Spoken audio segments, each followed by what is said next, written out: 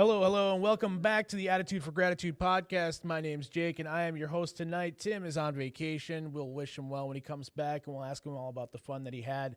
I want to welcome everybody that's going to be on. I need some guests to come up here, so anybody that's part of Will Work, come on up. I'm going to get you guys on the show, and we'll get some introductions going on. Real quick, we'll do some quick shout outs. We got Scars for Tattoos NA meeting that just started up at Iktomi Tattoo. It's 10 a.m. on Saturdays at 1415 West 35th Street in Minneapolis, Minnesota. They're having a pretty strong NA meeting in the mornings. Robbinsdale Alano is going to be having a bingo going on this Saturday at 5:30. That is 4055 Regent Avenue North. Come on down if you like to see old ladies swear. That's a real fun time to have. Will Work for Recovery. They got a meeting down here every day of the week. And at 6:30 a.m., they got Structured AA. They've got something going on at 7 o'clock every night here. And I believe they also have a walk and talk on Saturday nights here. So that'll be a lot of fun. April 20th, you got the Great Balls of Fire Dodgeball Tournament hosted by ICYPA. That's the International Conference for Young People's Alcoholics Anonymous. That'll be going on from 6 to 10 o'clock at the Crystal Community Center. So if you're looking for something to do on 420, come on down to that. I'm going to welcome you guys on the show. Who do I got here? I'm Katara. I'm back again this week. Whoops. I'm going to have you redo that because I forgot to unmute your mic. Katara, I'm back here again this week. I'm glad to be back again. Welcome back, Katara. I'm Michael.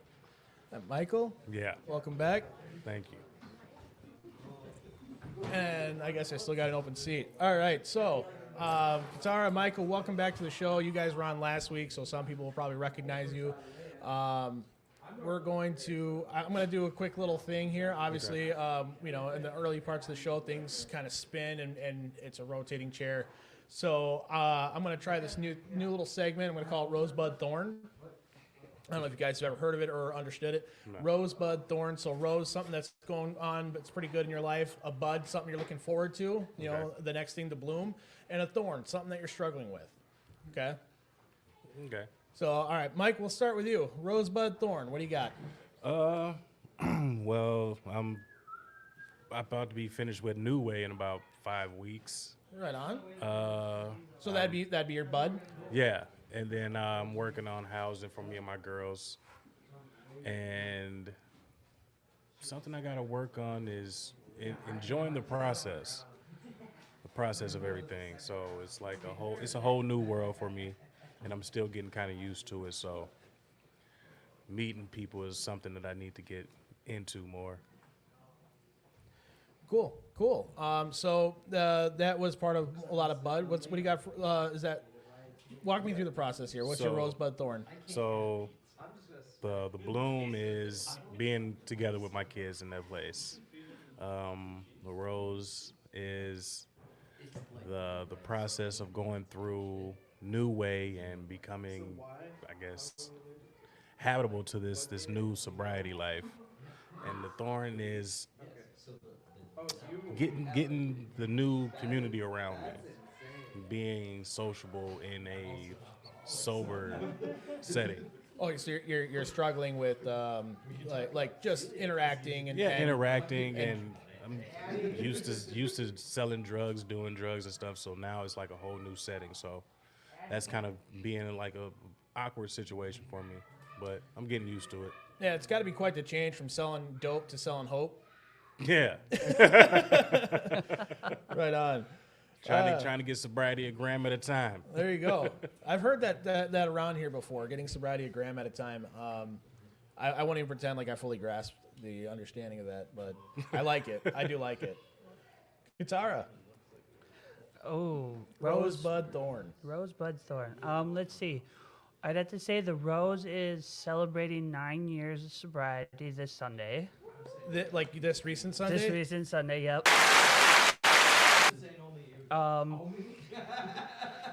Bud, I would have to say finishing treatment within the next year or so.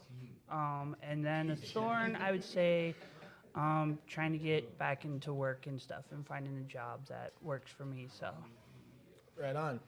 So you're mentioning like finding a job that works for you. That's a lot like because you're trying to keep that in your treatment schedule and so on and so forth. So that's a a little bit of a struggle, but it's a lot easier struggle to handle when you got sobriety going on and so on. Cool. Well, I've already asked you guys some of my favorite questions I like to ask. You guys have been part of those conversations. So I'll just ask you guys right now, what are you doing recently for your sobriety? Getting more in tune with my girls, going to more meetings, getting things ready for the next step. I have to. What does that look like? Well, I probation, CPS, New Way, this new housing situation that they got me in with these guys. It's pretty stressful, but it's all right. So I got to go through all of this just so I can get them fully. So that's my process and what I'm doing for recovery, and trying to find a whole higher power I can grasp. Like everybody says, you got to have a higher power. So I'm finding the basis of it, and then I'm going to try to evolve it into something else. Right on. That's a good way to start. Yeah. You're shrinking it down because a lot of times it'll be, people make it like this great giant deal, or that it's this unattainable thing, and try to grasp God, and it's like, Right. no, we can have a small concept and Right. let it grow from there. So that's really good that you're shrinking down your world a little bit, so that's not overwhelming. Right. And I think that's a big aspect that people kind of forget about, right? So, Katara, what are you doing for your recovery lately?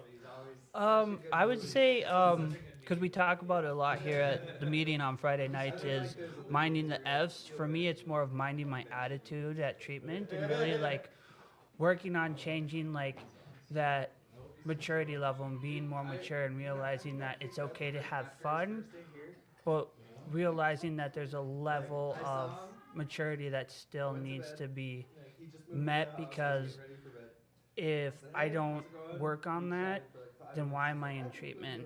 And like, why am I there to better myself if I'm just going to keep messing around and screwing around like I was when I was a kid, So that's really been my focus right now, is really focusing on my assignments, really hammering down on changing my attitude, and not really changing the lifestyle, but working my attitude changes into my lifestyle, so that I can better myself while helping others better themselves. Right on. So when working on those types of things, what does that do for your outlook when you're sitting there and you're trying to change your mentality and work on growing and expand your maturity level, as you were talking about? When you're doing those types of things, what does that do for your outlook, and what does that do for those things that can sometimes bring people down, or those back steps?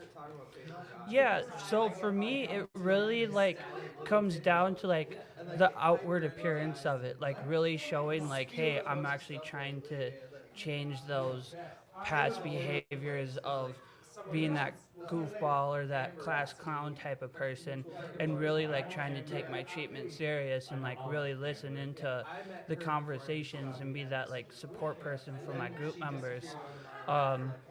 And it really helps when I have my individual conversations with my therapist, and she's like, you're doing a really good job, just keep focused on those changes that you're making with calling your group members out with different things, and inappropriate topics that shouldn't be said at treatment, and keeping that environment going, because she sees me as a leader, and I see myself as a leader in that situation. Especially, we've got one younger person in my group, and he's 19, and he really needs that extra help sometimes to kind of get back on track. So for me to show that towards him, he'll come back to me at the end of the day and he'll be like, hey Q, thanks for pulling me aside and talking to me, or thanks for showing me like how I can better my attitude and better myself. You know, because that's really what I feel is the biggest part for me is really showing like it's okay to let go, but it's also okay to still have those fun times within reason. Sure. Yeah, that's one of those things I learned. Maybe a little on the hard side, but that I'm allowed to have fun. Right. I'm allowed to have my goofy personality and be the jokester that I am naturally, so long as that I have my affairs in order and I'm thinking of others first, and I'm not doing it in a selfish manner. So. Right. That was something that was something that came to me gradually. And it sounds like you're also in that process of experiencing that. Cool. So as the room starts to fill up, the deal. We're going to be rotating out. So before you get off mic, I'm going to need your gratitude. I'm grateful for my kids and the changes that I have to make in my life so I can be a better person and a better me. That's awesome, man. I've enjoyed watching you come in the last couple of weeks, and even through your struggles, how you keep trying to push. Yeah. It's great to watch, and it's a treat to me, right? Thank you. I enjoy watching guys come in and they're ready. Yeah, I got to be. So Appreciate it. Thank you. Thanks, Mike. Find me somebody to get on the show when you get up there. All right. Just pick on anybody and be like, you're next. Don't even ask them. Katara, what do you got for your gratitude tonight? I'm gonna have to say my family here at Will Work, my outside family, everybody that I see is family, keeping me on the right track, right path to be able to celebrate again 9 years sober this year and just keep moving forward. So. Right on. Well, I appreciate you coming back on the show, and I hope you keep checking in so people can see your growth and walk along your struggles as well. For sure, thank you. When you go out there, find me somebody, just pick on them, tap them on the shoulder, say, you're next. Okay. All right, thank you. Well, now, I didn't really have a backup plan for anybody coming off the show without having somebody immediately ready to go on the show. But that's the nice thing about this place is you can hear all the chatter in the background. You can hear all these people that are having a good time. That's the fellowship of recovery. And if you're looking for fellowship, it is available all around you. You can go down to Robbinsdale, Allano, Twin Lake, Allano, New Hope, Allano, Blaine, Fridley. There's Will Work for Recovery down here at 2520 North 2nd Street in Minneapolis. There's a lot of places to get around. And now I got a guest. Man, you knew I was going to step up. All right, so who do I got on the show? Daryl, Daryl, welcome to the show. How are you? I'm doing good, doing real good. That's awesome, man. Glad to have you on here. So a little thing that I'm starting off with here is I'm doing what I call Rosebud Thorn. Which is? So give me three things. One, a rose, what's going on in your life that you're enjoying. That's a big aspect, something positive. Okay. A bud, something about to bloom, something you're looking forward to. Okay. And then a thorn, what's the pain in the ass? Okay. For what you said, the rose? Yeah. The rose is working for the clinic that I went through recovery for. I'm a house manager right now. I've got 5 guys in my house. I wish I had more responsibilities, but that's coming later. That's going to be the bud, because I took the classes to be a certified peer recovery specialist. Right on. And I'm just waiting for my background check to clear. Yeah, and if it doesn't clear, then I can get a set aside. But this is all things that are taking time, and most of us don't have patience. I don't care if you're sober, using whatever. Nobody has patience. It's Right. hard to have patience. And the thorn, I would probably say, is I just quit my second job, my little part-time gig as a security guard at some of the nightclubs downtown at Vanquish and uptown at Rain and stuff. And I liked the job. I liked what I was doing. I don't partake in any alcoholic beverages, but I like to watch other people have a good time. Sure. And I like to be the guy that makes sure that everybody has a good time. more or less, just things are going good for me. You know, I can't complain. Go ahead. Come on, Paul, get on over here, man. I got these guys coming on for long term. Hop on, Paul. Oh, Yeah, these are my guests tonight. Oh, they come on for 2 minutes. oh, I forgot. My other thorn would be the fact that Aaron Jones went to the Vikings. Are you a big Packer fan? Yeah, I'm a cheesehead. I'm a diehard. I mean, I see you got the hat cheesehead, that says City of New York. You know, Well, I that's thought- because I went to New York and stayed up there and stuff. I love New York City. Don't get me wrong and stuff. I'm from you know. New York. I can't stand it. Oh man, I loved it and stuff. Lower Manhattan is Times Square. Oh, nothing like it and stuff. We stayed at a B&B, Airbnb in Queens, and I was doing some carnival work. I'm a truck driver, but I did carny work also and stuff when I get burnt out. And I love, once again, I'm facilitating people having a good time. I'm helping people to have a good time. You know, you go to a county fair or whatever, I'm the guy that gets you and your girlfriend or your kids and stuff, suckers them in to get to play the game and stuff. And I like doing games where people have a higher percentage of winning. Sure.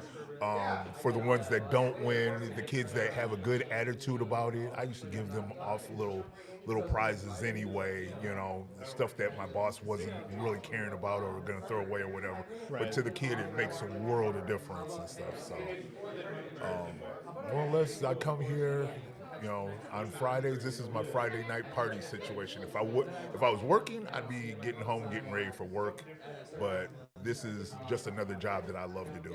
You know, the pay is staying sober and clean. Right on.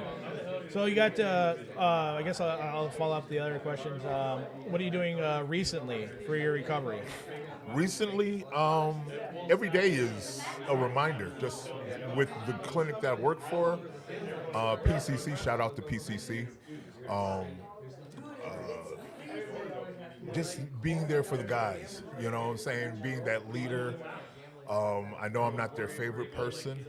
And if you think about it, at one time or another, your parents weren't your favorite person, but they had your best intentions at heart. Right. You know, and that's the same with me right now. I mean, hopefully down the line for even the guys who don't like me and stuff, would be like later on and say, hey, you know, everything he did and stuff, you know, because it was for my better. It wasn't, you know, vindictive or anything like that. My man Josh, you can definitely get on the microphone, bro. You better put some baritone in that voice and stuff. You know, put some bass in it. You weren't, a couple of weeks ago during the Friday night meeting, somebody cracked the joke because whoever's calling out the numbers, they said, who got the Arby's guy? Yeah, we have the meat. Was that you? Yes, that was me they were talking about, yes.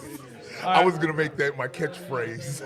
We have the recovery. We have the recovery. Yeah, I can't even pretend to do that. So, all right, so who do I got over here? Josh, I'm an addict. Hey, Josh, welcome to the show. What's going on, y'all? Who do we got here? Paul, Paul, welcome to the show. thank you. How are you? I'm doing real well, thank you. This is the first time I've ever been able to get you on. Really? Yeah. Well, I'm glad to be here, man. Cool. You're doing a great job, Jake. Thank you. Well, thank you. I appreciate it. Yeah. So I'm doing a quick little segment. I know you're a busy guy, and I'll let you quick run this down. It's called Rosebud Thorn. So rose, something that's going on pretty good in your life. A bud, something you're looking forward to. And the thorn, what's the thorn in your ass? Rosebud third. Okay, do I start with Rose? Just start with whatever one you want. What's Rose, man? My girl is, Carolyn is just so awesome. I just love her to death. If it wasn't for her, man, I wouldn't be here today. Right on. She's the rose of my life. I call her gunpowder because she's smoking hot, too. That's awesome. How long have you guys been together? It's got to be 8 years, 9 years maybe. Wow. Put that man Yeah. on the spot like that. Yeah, she's just so awesome, man. Every day she's just amazes me, man. That's awesome. Yeah. After 8 years, still got all this spark and excitement. That's awesome. Yeah, and I give her all the credit, man. This wouldn't be if it wasn't for her, you know? I always say the only thing I run around here is my mouth. I'd say, same about me. Yeah, okay, great. What's your bud? My bud, what was that one? Something you're looking forward to. Something I'm looking forward to, man. Well, I don't want to open up a can of worms, but I'm looking forward to the next phase of development of Will Work for Recovery that should be coming very soon. Right on. And like I say, don't want to open up a can of worms, but we're running out of space, stuff like that. So we're going to be moving forward and doing some bigger things. So you don't want to open up a can of worms, but you're ready to go fishing? Pardon? You don't want to open up a can of worms, but you're ready to go fishing? Yeah. Yep. I know what I'm missing. These, right? Yeah. Perfect. So that was. I appreciate. There we go. That's a nice little sneak hint. A little sneak hint at you don't want to open up worms and you're not letting out any information, but it's giving Willwork as a whole their own little bud, right? Yes. That's awesome. Yeah. Yep. No, it's yeah. And how about your thorn? My thorn. Let's see, man. This is a good question. My thorn.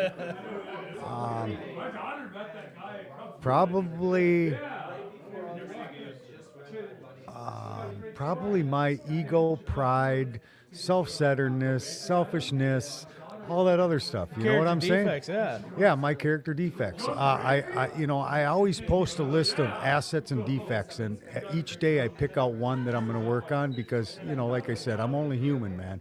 I don't do this perfectly. I do this to the best of my ability. And like I said, things either remain the same or they get better, but they don't get worse if I apply myself to this program. So I do every morning, sometimes down on my knees, sometimes not. And just pick out one of them things to work on, man, because I'm still a mess, man. I'm only human, but I'm getting better and better every day. That's awesome, man. I really love that, Paul. That was great. I don't do this perfectly, but I keep trying to do better. Absolutely, man. I stay willing. It's not a part-time job. I actually ended up having almost a temper tantrum, but not quite a temper tantrum. Sure. Towards my sponsor, and I'm talking to him this week, and one of the things, he eventually came back at me, and his solution was that I now am it's something I'm supposed to do every night. My nightly inventory, my Sure. review. Yep. But now he said, now you have to text it to me. Good one. Yeah. So, yeah, that improvement. Yeah. Improvement. So that's helped out. I'd like to give you another example of what I was explaining too. And I've shared this often, is that I can get down on my knees in the morning and pray and do all my little stuff, and by the time I get to 494 and get on the freeway, I'm flipping somebody off. You idiot! And that's kind of the thorn in my side. I have to really check myself and go, hey, man, Oh yeah, So, like I said, I don't do it perfectly, but I got a sponsor in here that I give him rides to places. I brought him down here, and he'll tell you that my sponsor is not very spiritual in traffic. Yeah. It's just it's just one of those things, man. But like I say, I just stay willing to work this stuff, man. Willing to get better, and because I didn't come into this stuff to just remain the same. Right. It's not just about getting sober, man. It's a total change of lifestyle. Absolutely. Yeah. Say that one more time, because that's it's worth repeating. I didn't just do this to get sober. It's a total change of lifestyle. The answer to life is learning to live, man, and that's what I'm trying to do. That's exactly it. Yep. I found out in this last, when I celebrated my last milestone, I said that I had recently discovered that it's not about staying sober. It's about learning to live a life that I'm happy, joyous, and free, and I don't need to get high or drunk from. Right. My favorite is the acceptance prayer on 417. It saves my life on an hourly basis. Yeah. When something's unacceptable to me, I can find no peace, no serenity till I accept that person, place, thing, or situation for exactly the way it's supposed to be. Exactly. So. I appreciate the couple minutes. I appreciate you coming on for a couple minutes, but before you run off, I need your gratitude. My gratitude is, again, Carolyn, man. She holds me together. She holds me accountable. She, I always say, man, we don't see ourselves, and she sees me, and she's always holding me in check and telling me what this, that, and the other thing. And I just love her for that, because I don't see myself. I think, it's just like sitting here. Anything that comes out my mouth, I believe it's right, unless somebody tells me, hey, did you just hear what you said? You know what I'm saying? So it's, it's interesting, man. I love this program and what it stands for. And I'm just grateful for it, and the people that came before me, man, that it didn't go away. Exactly. Yeah, that's. Yeah. I couldn't say it any better. I kind of resemble the same thing. I'm grateful for those who came before me. Yeah. Before you, I appreciate your gratitude. And Yeah. I just want to let you know, I don't think PD knows that he's a dog. Yeah, Petey's, yeah. Me and Rick over here were sitting on the couch. And Yeah. we're like, Petey, come on up. And the dog just looked at us. And he's like, eh. Yeah. I was like, I don't know if he knows he's a dog. Like, what dog have you ever had to try to convince to get on the furniture? Yeah, he's gotten a little older. He used to be able to jump right up there, and he had a little accident chasing a squirrel and did something to his hips, and yeah, he hasn't been the same since. But Hey, he'll come by and he'll take a scratch anytime. But oh yeah. Listen, I do. I appreciate you guys, man. Happy trails, that's my favorite. Happy trails, man. happy trails. All right. Appreciate it. Thanks, Jake. SOUL. Much love, bud. All right. And your name again was what, Josh? Josh. Josh, welcome to the show. And Rick. welcome back to the show. I've had you on plenty of times. That was the first time I ever got Paul on the show. I have tried every time, like, Paul, sit down. He's like, nah, I gotta do the thing, and he's gone just as fast as I say, like, Paul, get on the show. Yeah, I've only seen him on there twice. So that was fun. That was real fun. So Josh, you kind of got a little bit of the gist of it. How we're doing Rosebud Thorn. Yep. So that's exactly what I had Paul do, Rosebud Thorn. So give me your rose, your bud, and your thorn. It's something that's going well, something you're looking forward to, and something that's a thorn in your ass. Well, my rosebud would have to be just the future, man. It's different this time for me. I just signed up. I'm doing Twin Cities Rise. I got a lot of support right behind me. You know what I'm saying? I'm working my steps. I just finished step 1, waiting for my sponsor to go through. So you got a sponsor. Yeah, Hey, absolutely, hey. absolutely. Sam Brenning, shout out. Right on. Blaze Sam on Facebook, if y'all don't know who Sam Brenning is. And I just applied for school and some grants to do this 2-year course for it's like an LADC course, and it's exciting. It's exciting and fun at the same time to help brothers in a different way. You know what I'm saying? I used to help them. I just want to say, Josh, like I've known you now for almost 5 years. Yeah. And I'll tell you what, man, from the first time seeing you until now, bro, great transformation. Thank you. Thank you. Like compared to where you were and where you are now, I see a total different Josh. Yeah. Thank you. So congratulations on that, bro. Yes, thank you. That's awesome. Because I don't think we get enough acknowledgement on how we do in the program. Sometimes we don't, because if I recognize a guy, like I will sometimes have trouble, because it's like, all right, am I about to blow up his head?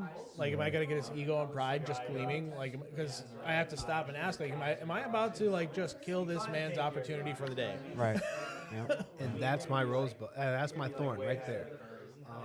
I've had, you know what I'm saying? When you hear it from somebody that's known you, you know what I'm saying, for 5 years, it hits different, right?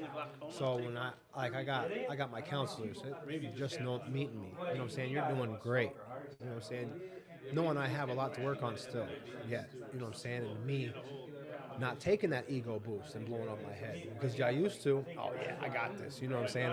That was me. Like, I'm not worried about it. That shit will get to you eventually. Yeah, and I've had to humble myself, man. I've had to truly humble myself and be ready to take and be like, hey, look, I am doing good. I'm doing great things, right? But I'm also have a lot to work on, and I gotta put my ego in check each and every day, and it's something that I have to. My girl tells me all the time, or I'll be playing too much. You know what I'm saying? When I play too much, I step back and be like, all right, so because I know when I play, there's something else going on. You know what I'm saying? It's my coping skill. Yep. So I have to take a step back and be like, all right, what's going on through my head right now that I'm dealing with? My anxiety, my depression. You know what I'm Being saying? able to like have that moment to pause and recognize those type of things, that's you might be stopping to try to find the defect that's going on or whatever else that's bothering you inside, but that's a huge character asset. And that's something that we learn, obviously, because like we wouldn't have come in here with that type of asset. We wouldn't be in here if we had that asset at the very beginning. But it's something that grows, and we learn to use it over time. So that's huge. That what you're talking about, because I don't think it is often recognized or applauded enough. Like Rick was talking about, the ability to stop and self-assess. Absolutely. And it's something that we all can work on. You know what I'm saying? I'm not perfect at it. I can promise you that. Nobody's perfect in this world, and I just And do we it. ain't supposed to be neither. Absolutely not. But through God's grace, we make it each and every day closer to where we want to be. You know what I'm saying? And being grateful and having that attitude of gratitude, exactly what it is super important. I just shared with the whole meeting, but I'll share it again on here. I did a character awareness survey this weekend through Twin Cities Rise, and my biggest strength was my gratitude, and it was something that very surprised me very much, because I never looked at it as a strength, right? But as we become grateful for things, that's when we can take that next step and feel good about ourselves because we were grateful for that. You know what I'm saying? Then we can be grateful for a little more. And that's just how God does it. You know what I'm saying? He gives us a little at a time and chips away at that ice cold heart you used to have when you were using. For me anyway. Right. Well, Josh, I appreciate your. I really appreciated that. That was really good because you touched on some things that are, perfect aspects of our life. So before I kick you off, I need your gratitude. I am grateful for today, being sober today. I'm super grateful for that. And self-awareness, man. That's all I got. Awesome. Well, I appreciate you coming on the show. I hope to see you again next time. Alrighty. And next, so at your seat, I'm going to fill that with. Where'd Andrew go? I think he went to the bat. Good God. All right. So, Rick. Yes, sir. Well, you got the gist of this now, Rosebud Thorn. Rosebud Thorn. Huh? Yep, before I do that, I'm going to get this guy introduced. So, who do I got? Brian Wendinger. Brian, welcome to the show. You been on before? Nope. Well, welcome. First time. Welcome. Yep. So, I'm going to run through, little stuff here, talk with Rick, and then you'll get the same questions. Okay. All right. Rick, Rosebud, and Thorn. Okay, so what was the... Rose is something that's going on that's good in your life. The bud is something that you're looking forward to. And the thorn is the thorn. Well, I tell you what, the first two, I tell you automatically what it is. So a little backstory about me. So back in 1994, my dad had met this lady, and they ended up having a kid together, my half-sister. And mother moved her around. We lost contact with her. She kept my dad's daughter from him, and we lost touch. So I've been, since I got out of prison, I don't know, in 2002 or something, I've been searching for her. And I've been praying to find her, and, it's like no matter how far I dug into social media, I couldn't find her. And just, kept praying. And I was the type of person that ever really prayed. And if people know any of my history, like, I resented God for a long time because I thought he took my mom. She was killed, so I blamed him. So anyway, learning about the program, people telling me, I needed a higher power. And I found one, and it took me a long time to grasp that idea. Well, anyway, I reached out to a couple people. It's been like 30 years since I've seen my sister, and I found her. Wow. Yeah. Really? Yep. So what's the follow-up of that? I'm waiting. That's the thing. So you just the found rose and thorn thing. Yeah. I found my sister, and now I'm waiting for the outcome. Gotcha. And so a lot of people are like, "Oh, what are you gonna do? What are you gonna do?" It's like, well, for one, I'm not gonna get my hopes up. That's good. That's a really good start. Because she probably knows nothing about this side of of her family, and I'm okay with that. I just want her to know, and there's a whole lot of backstory behind it all, but unfortunately, my dad, I feel, he hasn't tried hard enough. And I told him, I'm like, look, before I die, I'm going to find her, And yeah, man, so she's living in Ohio right now. I have a picture of what she looks like, her place of residence. So I messaged her out on Facebook, And hey, you know, Hey, I'm your brother. be like, hey, but no. So for me, being in recovery has paid off in a lot of ways. Because if I was out ripping and running, getting drunk and high and all that shit, I probably wouldn't have worried. I probably wouldn't be digging as hard as I am and as deep as I am to try to find her. That's a good outlook. That's a good way to put that as, if I wasn't doing this, I wouldn't care. You know, and I mean, man, like I've had so many blessings in the program. Yeah, you know, I've slipped, but I've came back. But man, like I feel like that slip helped me out in a lot of ways because I see things a lot different and I value things more. Whereas before, like I didn't know the value of anything. I didn't even know the value of $1. You know. So the rose and thorn, that's my rose and thorn. And what was the other one? Bud, The bud. something you're looking forward to.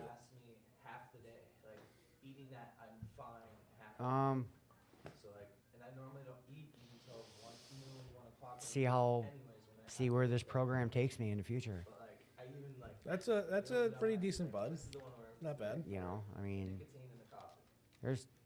there's tons of things that I can look forward to, but Like to I be kind of honest want to with give you like that's a fucking what a cop out. I'm looking forward to it, but I also know you decent enough towards. I'm like, yeah, there's actually something that you are looking at.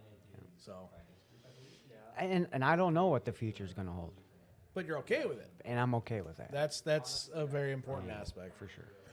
So, all right, then what are you doing recently for your recovery?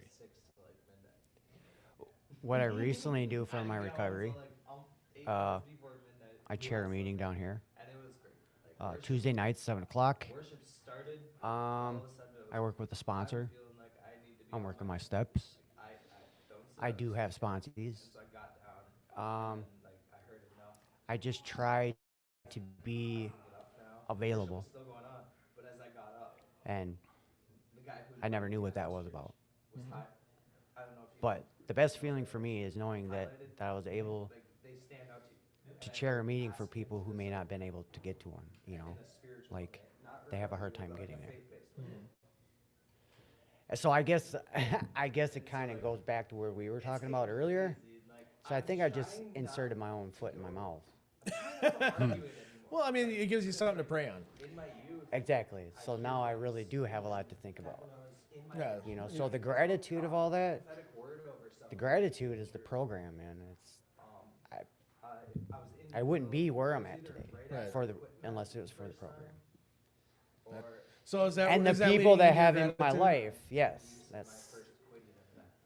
And my wonderful daughter is here, by the way. Turns 14 tomorrow. Wow. Yeah. Can't believe she's. Shit. You're getting old. Shut up. I already know that. Damn it. So what is your gratitude? I mean, you kind of started touching on it. But yeah. Gratitude is life for me. Wait, and what makes that so? What's inspiring? Man, I can go to work and give it the honest day's living, honest day's work, make an honest day's pay, and I can go home, go to bed, and wake up, and remember what I did the next day. What I did the day before. I don't have to worry about, damn, did I hit something or making an asshole of myself to people. Right. I mean, I can do that straight. I don't need to do it when I'm drunk. But no, there's a lot of things I'm grateful for, man. I'm grateful to be on here. I'm grateful to meet new people in my life every single day. I'm constantly meeting new people. And, man, I'm grateful for you. I'm grateful for you. No matter, probably don't tell you, but you've helped me in a lot of ways, and I appreciate that. You helped me in a lot of ways, so the feeling is mutual. I appreciate you and everything that we talk about, and we're able to bounce things off each other. So it is a mutually beneficial. That's right. So I love you guys, and I always say, if you need help, reach out. Don't be scared. Perfectly It's said. hard, but you pick up that phone. That's all it takes. Well said. So Well, peace out. thanks, Rick. Emily, take that spot. I have a traumatic brain injury. Yep. All right. So your name is Brian. Yes. All right, Brian. Welcome to the show. Like you said, it's your first time. For just this little tidbit, we're gonna do the segment's called Rosebud Thorn. Okay. And the rose is something that's going well in your life. The bud is what you're looking forward to, and the thorn is, what the thorn is in your life. So we'll lead into each one. So, what is your rose currently?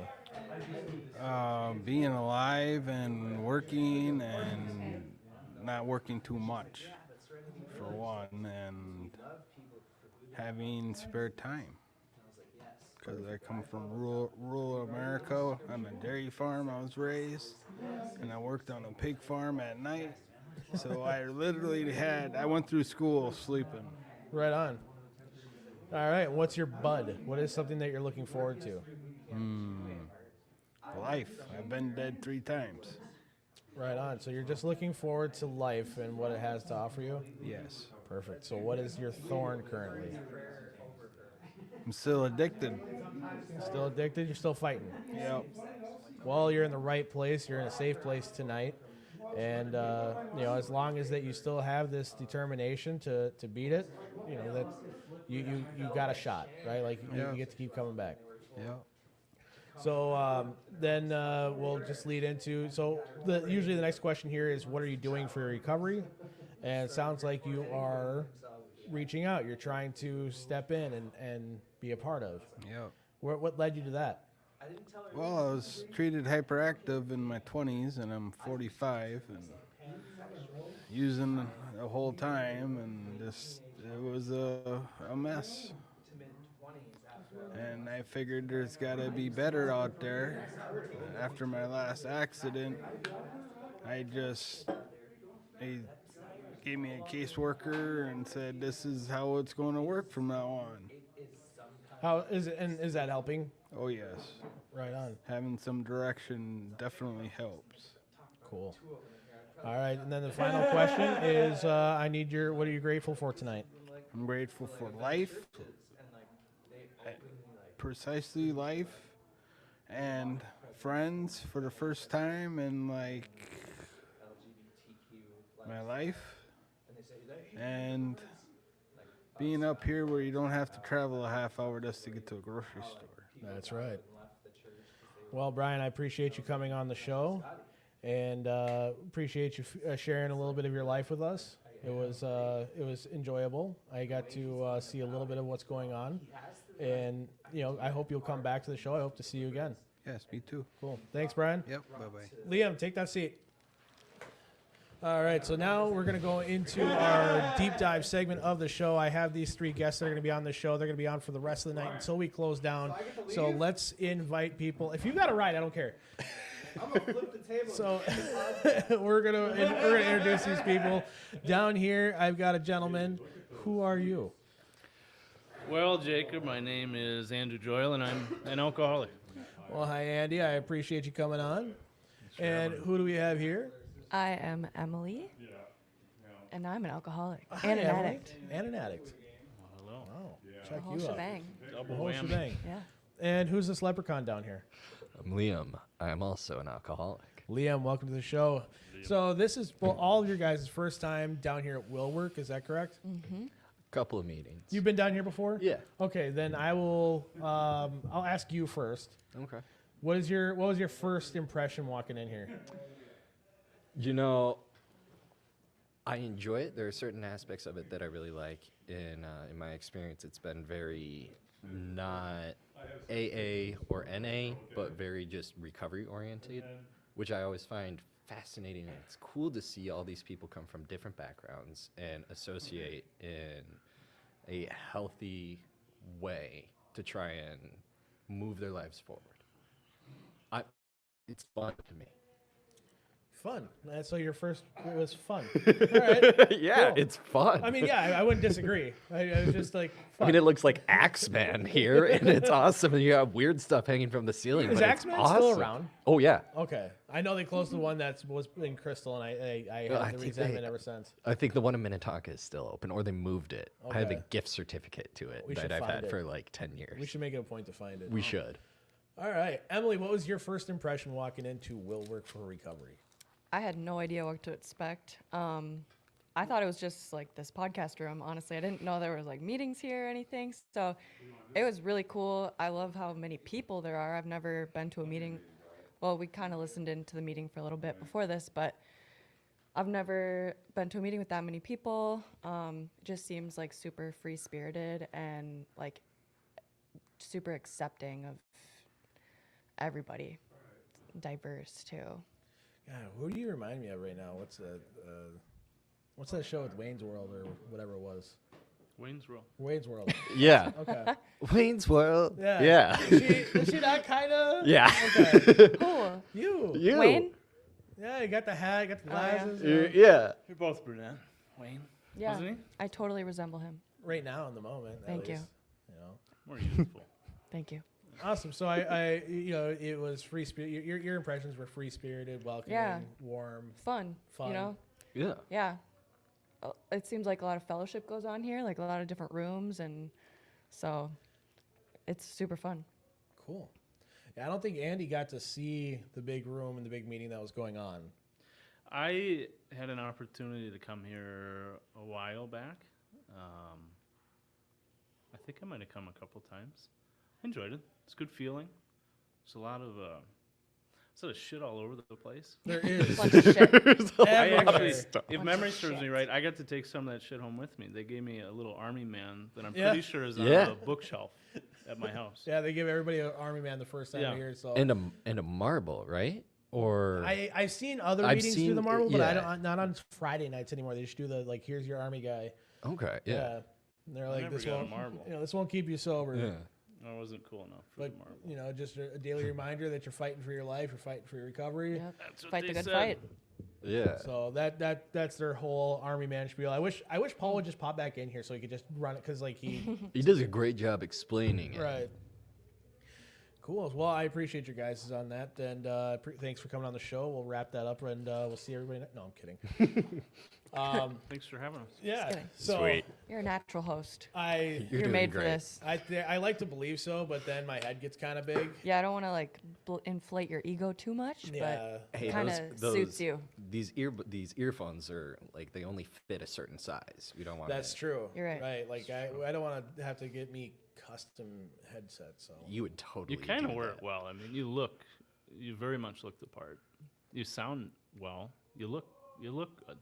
well, I mean, I think the next Just step saying. would be it would be like Howard Stern, right? Yeah, probably get super. Yeah. Maybe you want to. What do they always say about our expectations? Maybe you want to. and try to host that show every time. Maybe you want to. First he's got the Seagal look, and Shoot now a he's little got the lower. Stern Just voice. saying. Yeah, I Just mean, so you don't hurt your own feelings. you know, if Steven Seagal met Howard Stern and they ate each other, like that's me.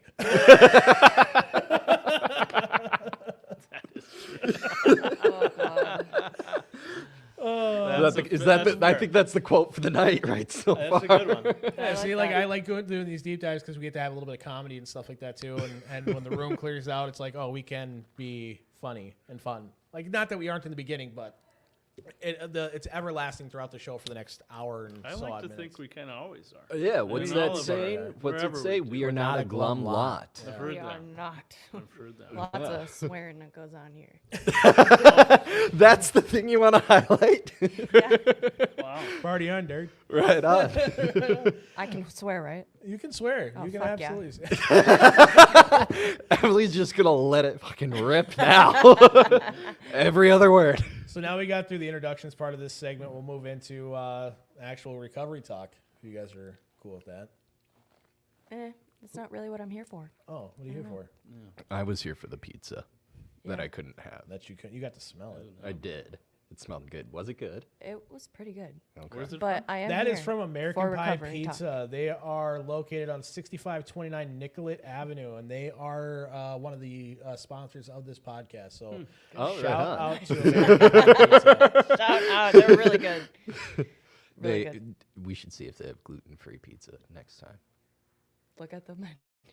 Menu's right there on the wall. Yeah, it's so far away right now. All right, well, let's lead into this. Which one do you guys want to go first?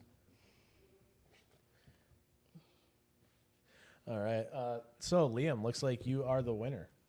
Cool. Winner. Cool. So Story of his life. I have not. If I was a prepped- winner, I would not have been here. Hey, no, we are the ultimate winners. Yeah, you got out alive, right? Yes. Okay, so yes. But if we're talking historically, I didn't come into this program on a winning streak. Right. Right. I have not met a single person yet that's come into AANA or any type of recovery center and said, you know, life's been so freaking great lately. I think I was going to try doing this sober thing just to see if it, you know, what else I could, you know, enlarge on. No, everybody comes in and they're beaten down and they're like, I'm lost, I'm broken, I don't know what's going on, and I need help. That's how I've met everybody that's come in here so far. I'm not saying that it's never happened. I haven't seen it yet. No, that wasn't my experience at all. No, I came in very broken. And that was easily the best position for me to be in. Absolutely, right? Like if I come in and everything's great, like what are you going to teach me? I already know it all. Like life's going well. Yeah. At least like for me, that's how it would have gone. So, you know, in recovery, I haven't prepped you on any of the questions that are upcoming, correct? No, not at all. Perfect. So, Liam, what is something that you had to learn the hard way in recovery? Ooh, that's a good one. There's actually quite a bit of them, right? The thing that probably one of the biggest things that I had to learn the hard way was, first, I had this delusion, right, that the second that I would be sober, life would be amazing, right? Like everything would be easy. Because I thought my drinking was the issue. That was the thing that was causing all this pain and all these problems, right? After learning more about that and being sober for a little bit, life didn't get easier right away. I started learning and developing tools to appropriately accept life and learn how to live with it and enjoy it. But life beat me down almost instantly. I mean, Like how can you explain what happened, or what would that like maybe like how it felt, and yeah, like the rude awakening? Absolutely. Well, there were a couple of them. The biggest one was probably I was in my first sober house, and this was a co-ed house, which was Woo! Yeah, you can guess where that.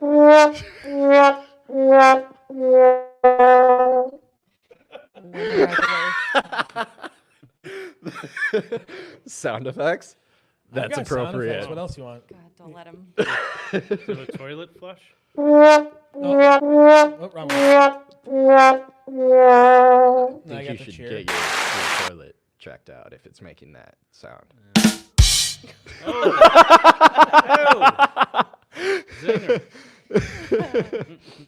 So yeah, as you're mentioning that you had the rude awakening, getting sober. That it was like, oh, I'm not gonna have this easy lifestyle, and drinking wasn't the problem. No. In my experience, and I'm sure with some other people who have told me, it was the solution and it was a symptom, and it was fine until it wasn't, and then it got bad. But and I believed that was the issue, right? I mean, I'm an alcoholic. It's in the title of it, right? My issue is alcohol. That wasn't true. Turned out to be ick. Yeah. The ick is the thing that really impacts my daily life all the time, even now. Okay, so enlarge on that then.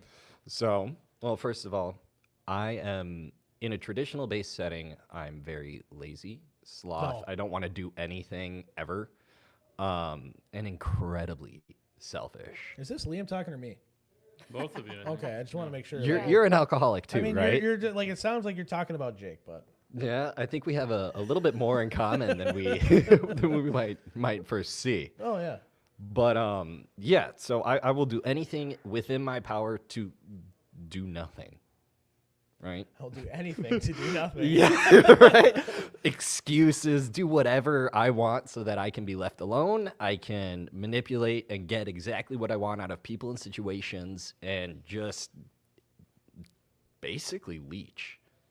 Leech. Mm-hmm. So what do you mean by it? What does that look like? It looked like, borrowing money from people. I actually stole money from people, that kind of stuff. But even just, like, associate people who had what I believe to be a better life or a happier life and attach onto them and sort of meld emotions with them. Like your energy, if you were chill and you were doing good and everything, me who wasn't ever doing good, I'd connect with you and we'd become friends and stuff like that, and it would, like, your happiness would transitively become mine. Does that make sense? Okay. And all the while still trying to take more and more from everybody else and everything that I could get. And that's a huge character defect of mine. And that wasn't something that I was doing when I was drinking. Right? At the bar, I wouldn't do any of that. I was the happy drunk. Like, everyone's having a great time.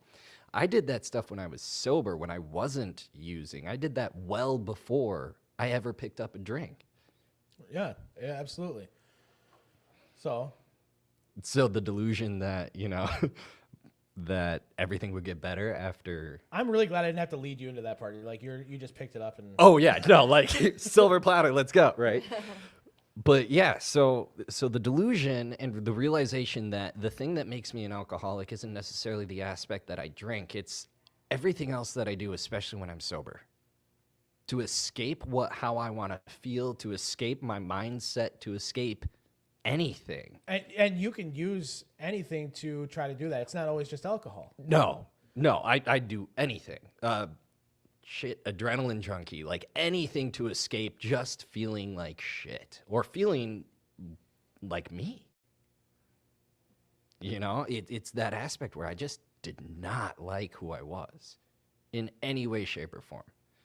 But you'd see an image of me that I'd project and believe that I was confident and happy absolutely. And all that kind of stuff. I used to tell people, like, hey, like we got Liam, Emily, and Andy, and you guys might all tell somebody, like, this is how I know Jake, and it'll be 3 different stories. And I will say, believe them all, because I have protruded a certain image or personality towards each one of you that I want you to, I want to come off towards you in that moment. Yeah, so completely. Yeah, it's trying to be a chameleon, right? Exactly. And I did that through school. I did that through jobs. Any way, anywhere that I could, that's what I was doing to make sure that I fit in with this select group of people or that select group of people and never being my genuine self. Because I didn't like that, so why the hell would anybody else? And having that leprechaun powers makes it easier. Yes, it does. but you asked me when the revelation where life wasn't going to get easier happened, right?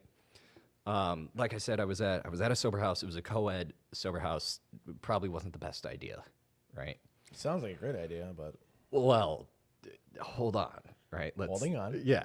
So I inevitably got into a relationship with an individual, and we had a miscarriage. Gasp.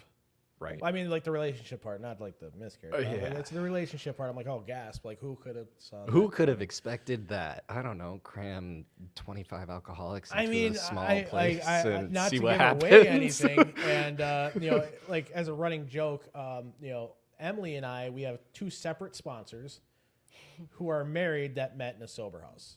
Yeah, they met at the same sober house I went to. Oh my God. Yeah, I bet you two didn't know that. No, this is news to me. Yeah. He's just sitting there smiling, shaking on his coffee. Andy's just like, can we have more tea? Let's see what's going on. Tea. But yeah, so and up until that point, there had been certain aspects of my life that I didn't enjoy and that I'd gotten through some rough times and everything. But I'll tell you what, being sober, going through a miscarriage, having to try and support an individual who was also newly in recovery, trying to go through all of that was absolute hell. Sorry, there was Sour Patch Kids stash back there at one point. There were? Are there any more? No, I just looked. Damn it. But it was absolute hell. I was listening to the whole thing. Like, trying to go through that was absolute hell, and it sounds like it just made your situation worse. Absolutely. It But absolutely you stayed made sober that through worse. that. Yes, I did. Phenomenal. Well, it's... By the grace of God, right? Yeah. Yeah, it's that and being able to reach out and connect with individuals and associate myself with people that have an understanding of me better than anyone that I've ever come across before, even more so than my genetic family. Right on. Well, I appreciate that, and obviously there's going to be more questions coming up. And before I lead into the next person, I just want to remind you guys that you're part of the show. If there's stuff you want to ask, follow up, or talk to the other person, like jump on the mic and say something here. But I was engaged in the story. Good to know. Yeah. It was interesting. It's a good story, isn't it? It was really good. Enjoyed it. I can tell you more about it later if you want. See where it goes. But You really don't want to know more. Maybe not tonight. I just made if you guys want or able to follow Will or pull up the Will Work for Recovery Facebook page, and you can share the stream to your page so all of your friends can see. Oh. She's like, Yeah. What? What was that? I don't think my family wants to see me on here. Why wouldn't your family want to see you on the show? Oh, juicy. We're back to Howard Stern. Baba Booey. I'm not. Well, just I would love if your I mom am- tuned in. I know you would. Because I don't know if you guys can see this, but like the audience can't, obviously. But we have the live comments going on, and no matter what, if somebody says something in the comment, I can post it to the show. Oh, I want to see that. Oh. Yeah. Oh, that's cool. Yeah. See, like Timothy J. Warren, if I'm gonna pop it up, bam, loves. Oh, that's so nice. right. Aw. So we could post. Those are good comments. We We need could more. post your That is mom stuff cool. on there. We could. I think my mom's in bed by now, but you know, Better wake her up. I know she's very proud of me and everything, but I actually don't really go on Facebook. So She just doesn't. can I privately share the link? Select friends only. Select friends only. Actually, yeah. Not everyone from high school needs to see this from me. Really? Yeah, Don't like, hey, look, I made it. I'm kidding. you're right. I'm famous. So who's coming up next? Am I gonna? You want to go last then, or you want me to go to Andy? I mean, Don't matter to me. I don't care. Depends on the questions. Are they the same questions? Sometimes I'll change them up. Andy, All right, I guess he's up. Yes, sir. It's my higher what power is as well. what is something that you had to learn the hard way in recovery? Same questions. I'll change it up for you if I have to. You know, I guess there's a few, quite a few. Maybe being able to, or I guess maybe trying to get out of my way enough to try to seek, maybe not even seek, but just accept suggestions, accept the fact that I'm not smarter than everyone else. I don't know if any other alcoholics have ever felt that way before. That might be. Oh yeah, I'm a genius. You are too? Yeah. I'm the smartest guy in the room at all times. Fair enough. I thought I your pillow was am smarter. not. I've said that joke about the pillow. What'd you say? I love how we just saw like the grandiosity aspect, and then you're amazing, but it's like the addict, right? You have a Sure. delusions of grandeur, and then just shit self-esteem. Well, yeah. The best way I've heard about that is it's called the pendulum, right? It's the pendulum of humility. Sure. Either like I am like the king shit, or the pendulum swings the other way and I'm not good enough. I always say like I am the shit or I am just shit. Like it's that. So you mentioned getting out of your own way. I did. What does that look like? What is it, and what does that mean to the potential people out there that might be new? Well, I suppose to me, how it looked was just doing things differently, or maybe being willing to admit that I don't know everything, or be willing to take suggestions, or just saying I don't know, or I'm scared, or I'm whatever, right? So maybe doing things opposite of what feel natural to me. Going against like those instincts. Going that you against walked those in, instincts, right? because I want to hold on to stuff, and I still do a lot of times. You know, we're humans, right? You know, so Some of us aren't as great-looking humans as you are, though. well, everyone has gifts, Jake. You have this radio thing going on, and yeah, I'm a good-looking human. What can I say? No lies were detected at all. I still struggle with delusion from time to time. Jokingly, our audience actually did just get shit up on that too. Wow, you must be really hot. I don't. I'm not surprised.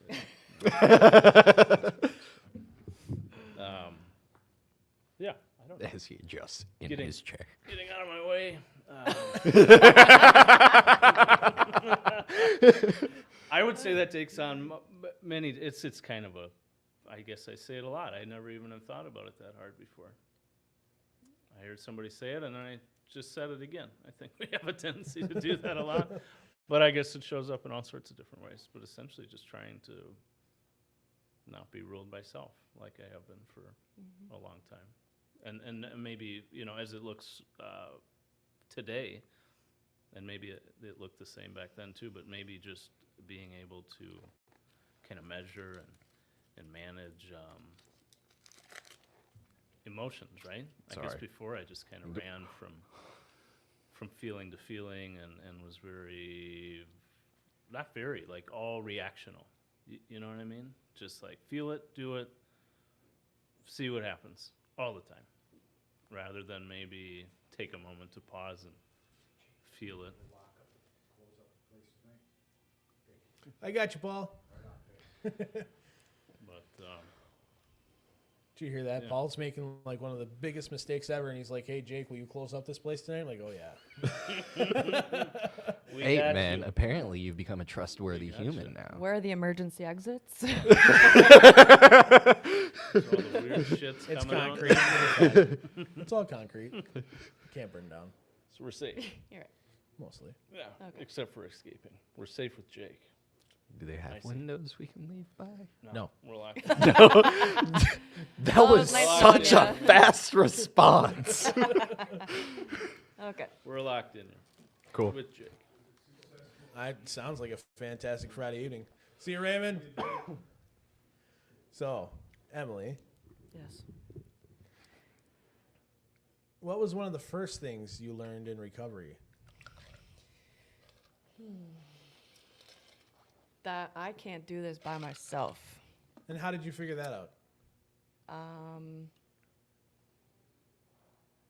I don't know. I think I tried to get sober on my own. And 2 months went by, and I was at my absolute lowest. And I realized nobody around me understood what I was going through. Kind of following up with Liam's story, it got worse. It got worse when my body felt better, but my mind didn't, because there was still that ick, the ism, that I didn't know how to address. I didn't know how to fix. I thought everything's going to be fine now that I'm sober. My whole life's going to come together. But I had to, go even lower and finally do something about it. And that, I had to dig deep inside myself. Okay, do I want to keep living like this? And it is a delusion. I thought that I was a totally different person, that I didn't have to change. Except then I wanted to be around other sober people so that, I just had some support. And it brought me to the rooms of AA. So and meetings. you started off just seeking sober friends? Yes. Okay. Yep. And then I went to my first meeting. They did a first step meeting. And I felt bad that they had to do that for me. But they were all so welcoming and happy. And I've never been around so many people in my life that, it was the first time where I felt seen and safe and understood in a room full of strangers. And I was the youngest person in there. And, yeah, and I just kept going to meetings and trying to figure out what I like and figuring out what am I and what is going on in my brain and my body. Why can't I, drink normally, if that ever is a thing, or why can't I stop once I start? And getting a sponsor, going through the big book, and coming to different meetings, it brought me to you guys. No What do you matter- mean? What do you mean, you guys? You guys, my brothers, you effers. Effers. You hear The way she talks about fellowship. you, Liam? The What'd you say? fellowship. Hear I about- was hear the way looking she right talks at about you, you. Jake. Effers? No, You know, you know, it's fine. having to go to my lowest, being lonely, finding other sober people who share the same disease. You guys are my family now. You understand me. And, you know, it's the fellowship. I can come to you with anything in my life, and you're going to, you know, direct me to be better. You know, you're not going to judge me. You're going to say, like, what's the next right thing? What was the hardest thing for you to accept in the very beginning? That I couldn't ever drink again in my Really? whole entire life. Yes.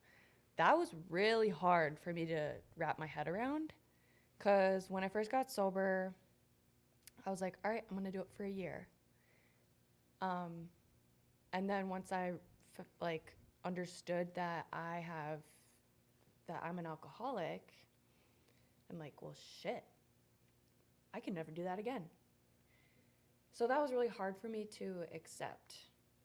But then I learned to love that, because I don't have to go back to the, you know, shit-faced Emily who embarrasses herself and makes stupid, dumb decisions and, you know, affects everyone around me.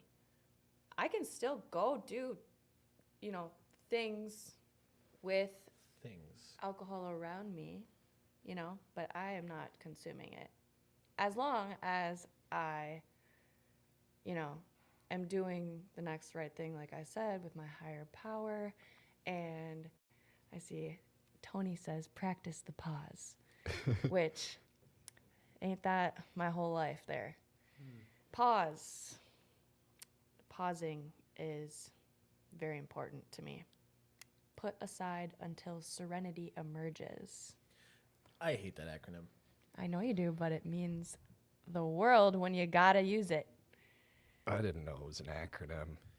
She turned it into like some acronym this week when I was like absolutely. She did that to me too. I You're You know welcome. how many times? I She's can't. like, just pause. God, like. I was having a full-on spiritual tantrum. Yeah. And I was just like, I was so wrapped up, and she's like, pause, and then she does like, put aside until serenity emerges, and I'm like, Because that's and all you immediately, can do. Immediately, the first fucking thing I'm doing, and I read that text, is I just want to be like, fuck you, right? Like that was the entire thought, but then like actually it worked because like Really? because I think Oh. throughout that entire day, What did it do, Jake? as I'm having all these problems emerge. And I'm having all these big feelings. Like, you know, when you look at a toddler and you're like, oh, you're having big feelings today, huh? feelings. Right? And I have all these big feelings, big thoughts, big beliefs, all these things that are going on. I want to act on them, but I didn't. I stopped. I actually reached out to alcoholics because that's what's been taught to me. And I think the only person that I might have made any damage to in that entire day of my tantrum was Emily.